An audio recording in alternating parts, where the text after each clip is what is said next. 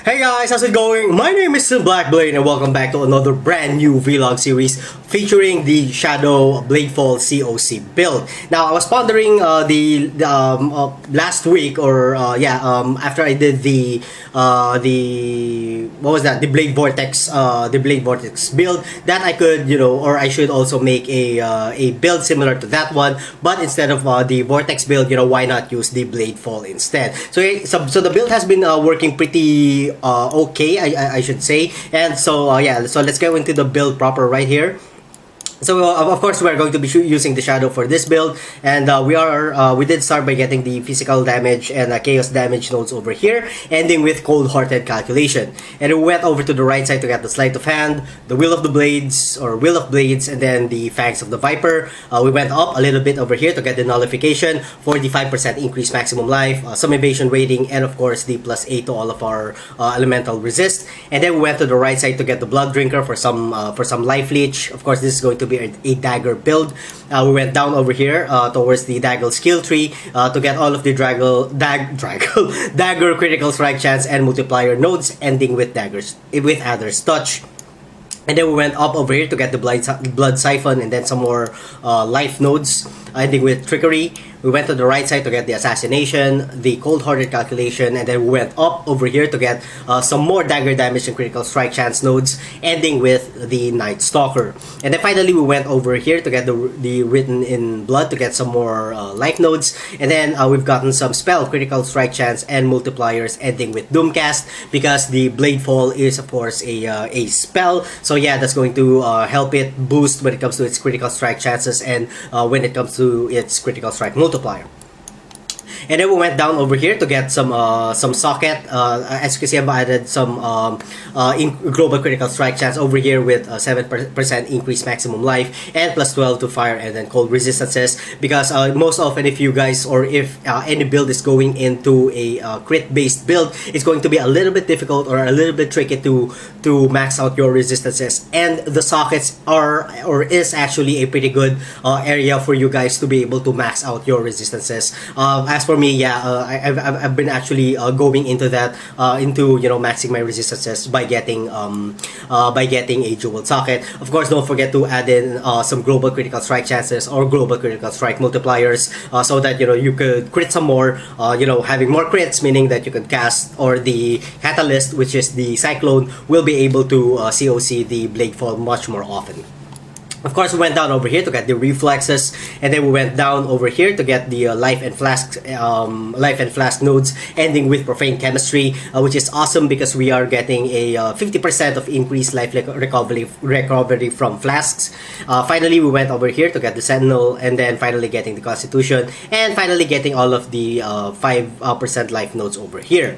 Now, we went down over here to get another jewel socket, this time with an increased critical strike chance while we are dual wielding, since we are going to be wielding 2 daggers over here, which we will go into later.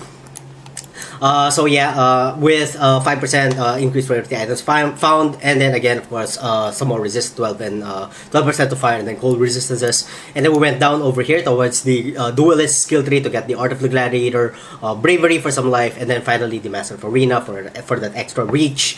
And then we went down over here to get the dervish, again since we are dual wielding. We went down over here to get the golem's blood, and then finally the iron reflexes.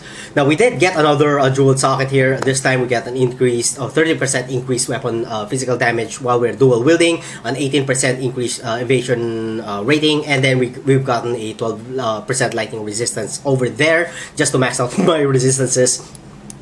And then we went over here towards the ranger skill tree to finally get finesse, the aspect of the panther, and finally getting some evasion life ratings over here, ending with some more evasion and life. Now the build is at level 88, so if you guys are really grinding into this build, you may want to push it to 90, probably even to 95. With that, since the life is at or our total life is at 4.8k, which is kind of okay in my opinion. It's already fine flying, I highly suggest that you guys boost the damage, probably by getting, you know, some dagger damage and attack speed over here, ending with the flaying. Now this is really good, simply because it adds a huge amount of attack speed. I think in total 3, 6, 9 plus 10. Yeah, in total it's 19% increase attack speed. So the more attack speed that you have, the more chances of your Cyclone's strike as a catalyst casting the Bladefall, so meaning more damage. Or you can go over to the right side over here to get some increased damage with daggers, or maybe, yeah, increased damage with daggers, and then finally getting the from the shadows to get that 40% increase critical strike chance with daggers. Or you can probably get the Heart of the Oak if you want more life. Or, you know, you could go over here to get some more armor, evasion rating, and life. Finally ending with physical attack damage and some more physical attack damage and then life over there. Or you could get an additional 25% crit strike chance with, you know, daggers over here, ending with a deadly daily Tante.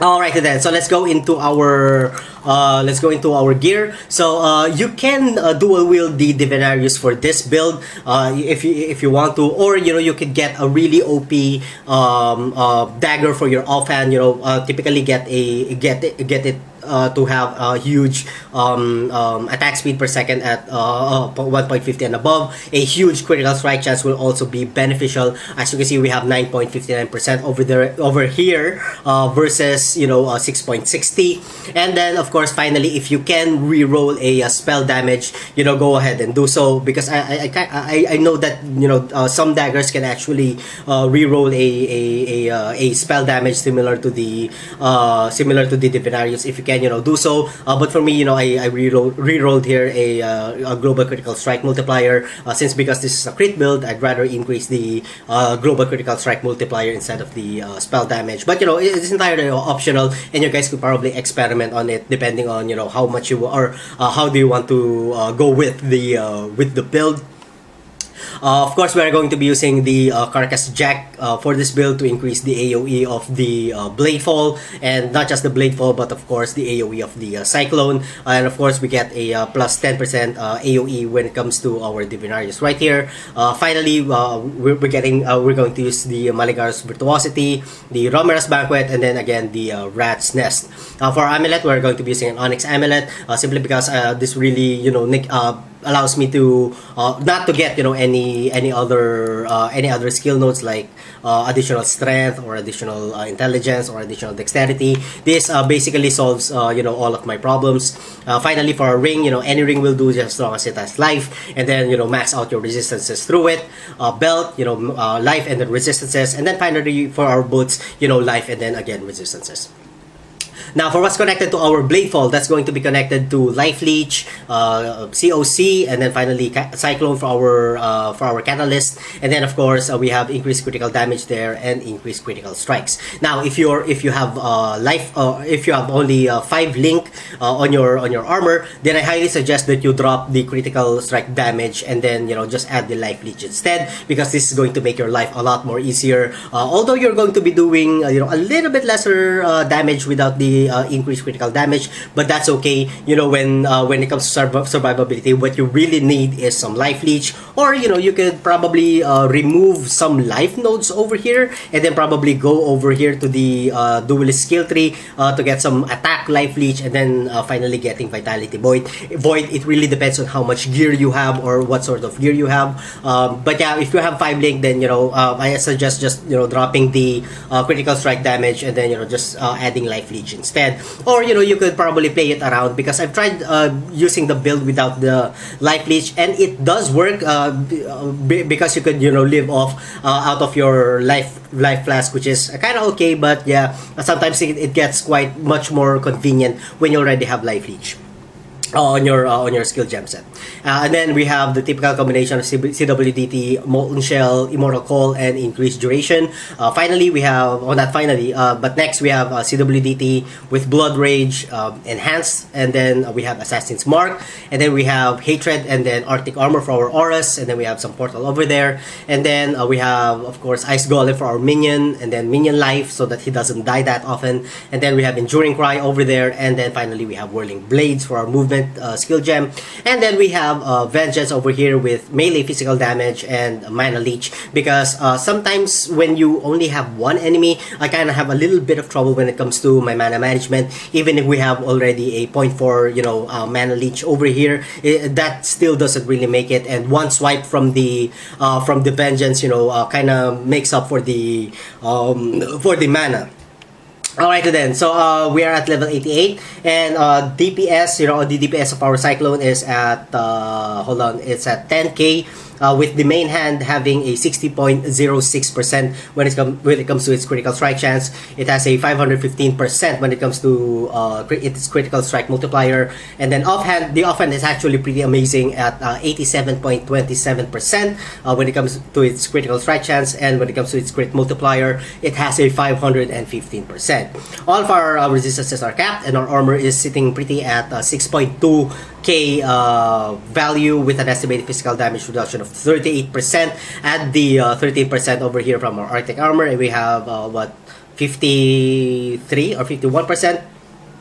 And then we have life regeneration at 125%, and we have some chance to block attacks at 19%, and then so that's it. So let's get into the map. The map that we're going to be doing is a map tier 8 cells map with your typical leveling mod over there, with 27 more magic monsters. Woohoo! Alright, so that was a doozy. Now, no shit! God damn it, why did I go in? Fuck. Hold on for just 1 second. Alright then, so I do apologize guys if I haven't uploaded anything as of late. You guys have to understand with my 8-hour job from Mondays through Fridays. And yeah, I could only probably spend a couple of hours when it comes to gaming. So yeah. Alright then, so here we go. So we have a few more days to go before the Ascendancy comes out, and I'm telling you guys, I am loving what the Ascendancy has to offer. I'm going full crit with almost every build that I'm going to do. Probably turn some of them into Shadow too, because of the Ascendancy class of the Shadow, which is quite awesome, that you get a what do you call this? A free, free power charge at some point. I haven't actually studied it carefully just yet. All I know is that the Ascendancy classes or subclasses will be really awesome, and it's going to literally change the builds that you do. And yeah, I'm quite excited for it, especially those crit build types. And yeah, alrighty then. So let's get into so stop talking about that, and let's get into the gaming over here. So as you can see, the build is working quite well so far. When it comes to map, the highest map that I was able to do was 10. It was a Necropolis map, and I wasn't able to have another drop out of it, because I used it for leveling. I was flame bearers. I was going to use it for this one, but then I really wanted to level it up to level 88 first. Let's wait for them to explode, and yeah, before I made the vlog. So yeah, okay, so let's do an orb of alchemy over here, and let's get the fuck out of there. Whee! Yep. Oops. Okay, so we have a boss over here. So this is what I was talking about a while ago. Having a little bit of trouble when it comes to mana, but nonetheless, you can still, or we, hold on, let me just, alright, we can still take care of it. Just take care of continuously casting your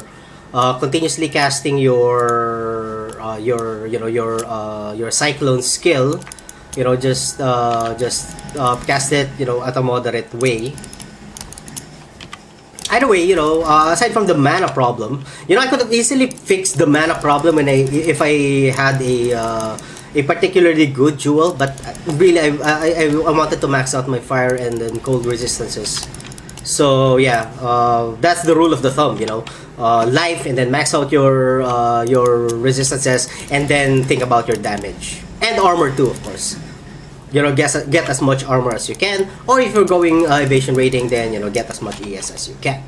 Right then. Okay, so we're not. Alright, so we have some elite pack over here, which is already dead. I hope I don't miss any items. Alright, I hate this guy, or this spider thing that resurrects the Crimson Jewel. Resurrects the undead. Oops, flame bearers again.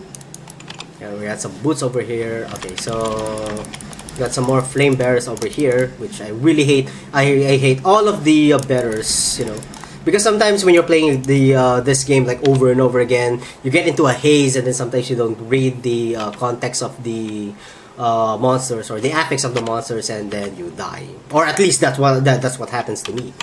Woohoo! Okay. Alrighty then. I wonder where the boss is. He's probably on the upper right. No, that's impossible. I've already been on the upper right. But then again, let's just enjoy the game.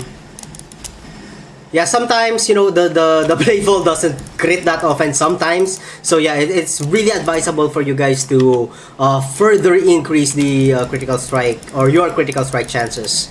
As with any CoC build, you know, it really depends on that one, on how much crit strike chance you have. The more crit strike chances you have, you know, the more the better, because you'll be able to cast the spell much more often. Alright then, so here's the boss, the boss.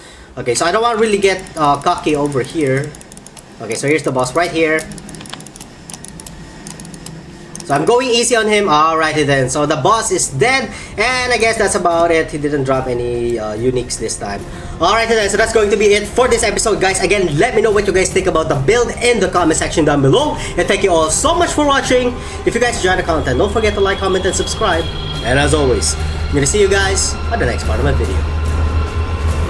Have a good one. I'm really not that confident with the build. Alright, so here we go. So what do we have here? We have masses and alright then, come on, Logger. We have a Logger again. Oops, where is she? Oh.